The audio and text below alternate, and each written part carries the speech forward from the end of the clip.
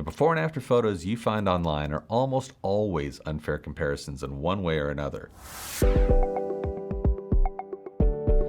Pretty much everyone realizes that makeup-free before photos paired with made-up after photos are hard to compare fairly. There are, however, more subtle problems with most before and after photo pairs. Now, I'm not suggesting that surgeons or injectors posting these mismatched photos are intentionally trying to be misleading, although some of them actually are. The reality is, unless the before and after photos are taken by the same person from the same angle with the same camera and the same lens at the same distance with the same makeup, same exposure and lighting, the results and the comparison is not going to reflect reality, and the comparison is not going to be fair. To illustrate this, I'm going to show you a patient who is 3 weeks post-operative, and I'm going to show you some different ways to take her before and after photos. The first pair I'm going to show you is a before photo taken in my office with a selfie that she took in her car as the after photo. A lot of my patients, they come in from out of town or overseas, and the after photos that I'm going to get are going to be selfies, and they're taken with a different camera and different lighting. Look how amazing she looks. She's only 3 weeks post-op, and she looks like nothing ever happened. She looks beautiful. Now, this next photo, it's also a selfie that she sent.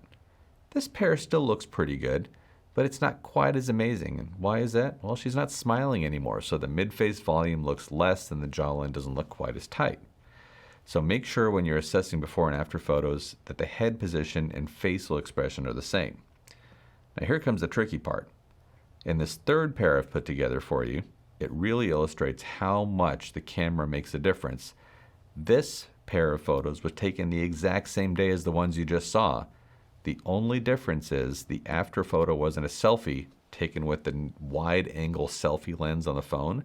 The after photo was taken with the same camera that the before photo was taken with. Notice how much more squareness, boxiness, and swelling you can see in this photo pair.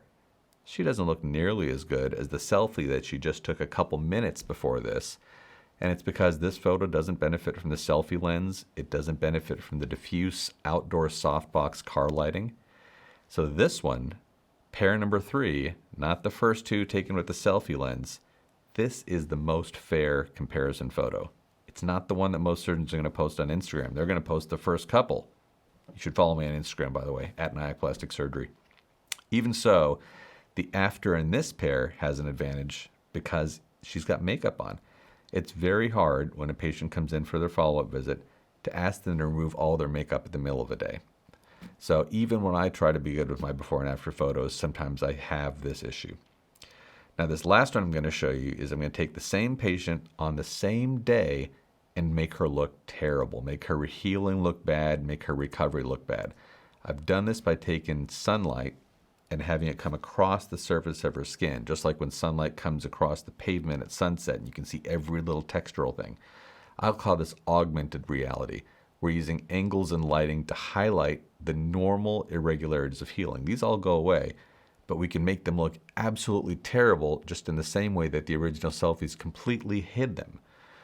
These photos with the highlighted, amplified irregularities of healing are often the ones that patients will take and really worry over. And they'll send them to me and they'll say, well, why don't I look as good as all the people I see online at 3 weeks? They look perfect, and look at me, I look ruined. Well, this is just because of, again, camera angles, lighting, really highlighting the initial imperfections of surgery.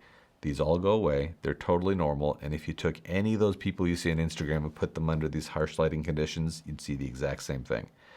I also sometimes see, and I want you to keep this in mind, I also sometimes see these types of photos used in online reviews when a patient is really trying to show dissatisfaction with their doctor and really try to show their result quite literally in the worst light possible. And it looks like they're absolutely ruined. Now remember, this pair, this really harsh, lumpy, bumpy woman is the same one as the flawless selfie you saw at the beginning on the very same day. So I want you to keep in mind, based on the camera, based on the lighting, based on the head position, almost any result can be made to look amazing, and almost any result can be made to look truly horrific. So what you need to do is look for before and after pairs taken at the same camera, same lighting, same head position, same exposure. Those are what's most fair.